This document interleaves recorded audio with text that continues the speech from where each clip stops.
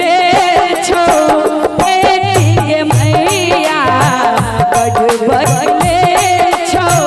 बेटी के मैया तू रसबानी कियो हमारे सहैया तू रसबानी कियो हमारे सहैया नीचक बले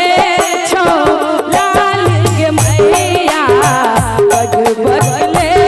छो बेटी के मैया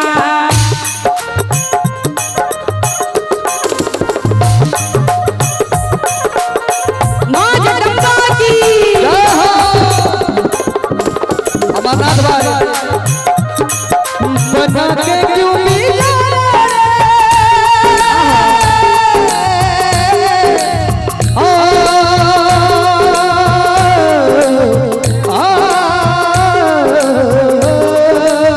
बना के क्यों मिला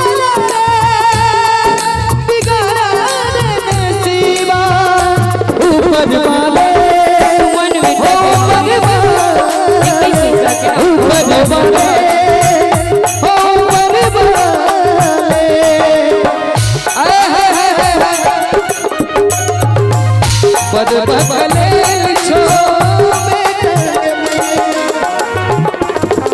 बुझलो कपूत हम बड़ अधला गे करुणा माई तू दे ममता के छागे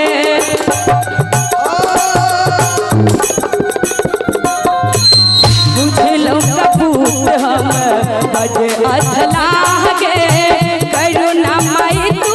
दे ममता के छागे नूर झूर कानी में कहने समैया नूर झूर कानी में कहने समैया बगले छो बेटी के मैया बड़ बगले छो बेटी के मैया जय हो जय हो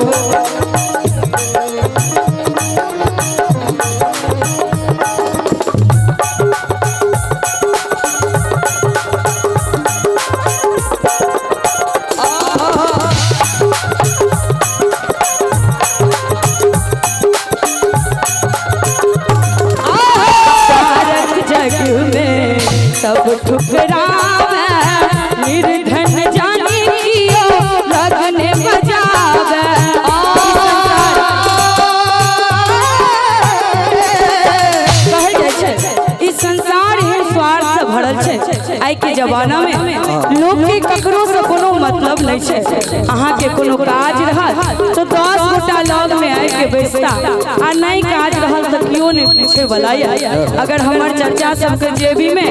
रास्ता पेरा जाइत रहती आ जेब में तमाकुल छै त घने संगी छै और हमरा भाई सबके जेब में जो रजनीगंधा रहता कत नहियो दोस्त बने के तो बन जैते बड़े सुंदर एकटा भाव में कहै छै स्वागत जग में सब ठुकरावे निर्धन जानी कियो लगने बजावे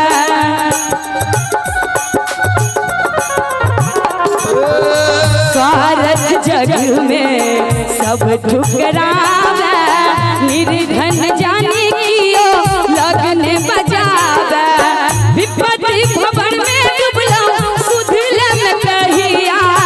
विपत्ति भवन में डूबलो सुधले में कहिया बगले छो बेटी के मैया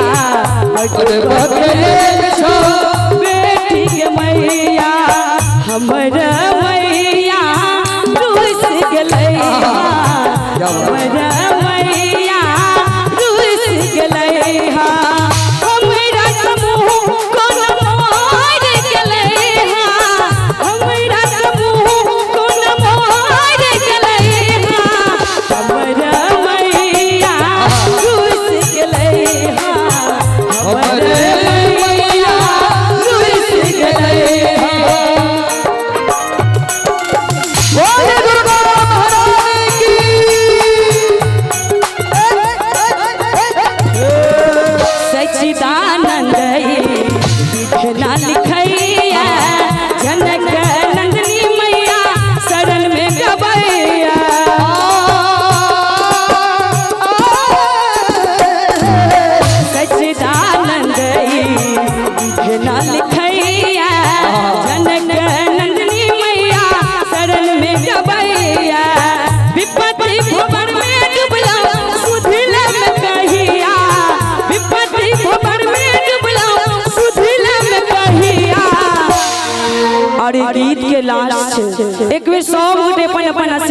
के रूप में सब गोटे हाथ ऊपर करबे आ 15 सेकंड तक सब गोटे ताली देबे कहबे बड़े बकले छो बेटी के मैया बड़े बकले छो बेटी के मैया